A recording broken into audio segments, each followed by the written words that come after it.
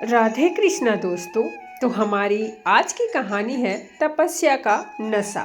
एक ब्राह्मण कुमार घर से निकल करके तपस्या करने के लिए चल देता है। एक दिन एक चिड़े ने उड़ते उड़ते उसके ऊपर बीट कर दिया।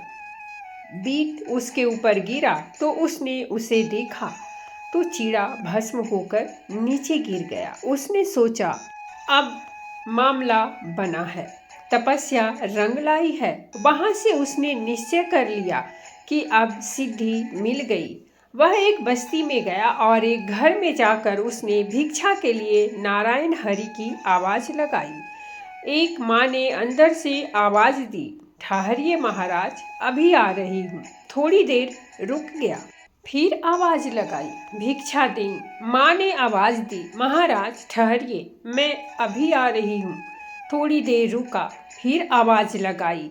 देवी ने फिर आवाज दी, भगवान मैं आपसे निवेदन कर रही हूँ, ठहरिए, मैं अभी आ रही हूँ। उसको तो अपनी तपस्या का नशा था। वह कहने लगा, तुम्हें पता नहीं मैं कौन हूँ? मेरी अवहेलना कर रही है तू। अंदर से वह देवी बोली, मुझे पता है, लेकिन आप यह न समझना कि मैं वह चीड़ा हूँ जिसको आप देखेंगे और वह जल जाएगा। मैं वह चीड़ा नहीं, याद रखो। खड़े रहो वहीं, अभी आ रही हूँ। अब उसका तपस्या का नशा उतर गया। उसके मन में आया कि इसको घर बैठे कैसे पता चला कि जंगल में मैं चीड़ा जला आया हूँ। थोड़ी देर बाद वह भिक्षा लेकर आई। ब्राह्मण ने पूछा, देवी हमें भिक्षा तो बाद में चाहिए, पहले यह हमें बताओ कि तुम्हें कैसे पता चला कि मैं चीड़े को भस्म कर दिया हूँ। उसने कहा, मेरे पास इतना समय नहीं है कि आपको बताऊं। आप अपनी भिक्षा लीजिए और यदि आपको इस विषय में जानना है तो अमुक शहर में चले जाइए। वहाँ पर एक वैश्य रहते हैं, वह आपको बता देंगे। वहाँ से वह सुदर्शन नाम का ब्राह्मण चला। नगर में वह वैश्य के पास गया। वह अपने व्यवसाय में लगा हुआ था। उसने देखा और कहा, आइए पंडित जी, बैठ जाइए। वह बैठ गया। थोड़ी देर के बाद ब्राह्मण कहने लगा, मैं आपसे कुछ पूछना चाहता हूँ। वैश्य ने कहा, जी हाँ, आपको उस स्त्री ने मेरे पास भेजा है, क्योंकि आपने देखकर चीड़े को जला दिया है। अभी मेरे पास समय नहीं, यदि बहुत जरूरी ना हो फिर तो आप यहाँ से चले जाइए।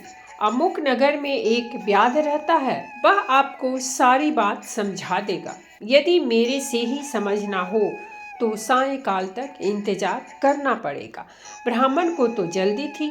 वह कहता है, अच्छा, मैं उसी के यहाँ चला जाता हूँ।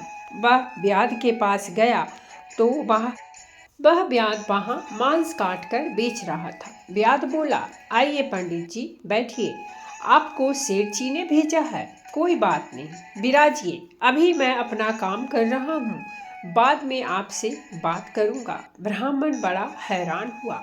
अब बैठ गया वहीं, सोचने लगा, अब कहीं नहीं जाना, यही निर्णय हो जाए। जब सायंकाल हो गई तो व्याध ने अपनी दुकान बंद की, पंडित जी को लिया और अपने घर की ओर चल दिया। ब्राह्मण व्याध से पूछने लगा कि आप किस देव की उपासना करते हैं, तो जो आपको इतना बोध है। उसने कहा कि चलो, वह देव मैं आपको दिखा रहा हूँ। पंडित जी बड़ी उत्सुकता के साथ उसके घर पहुंचे तो देखा, व्याध के वृद्ध माता और पिता एक पलंग पर बैठे हुए थे। व्याध ने जाते ही उनको दंडवत प्रणाम किया, उनके चरण धोए, उनकी सेवा की और भोजन कराया।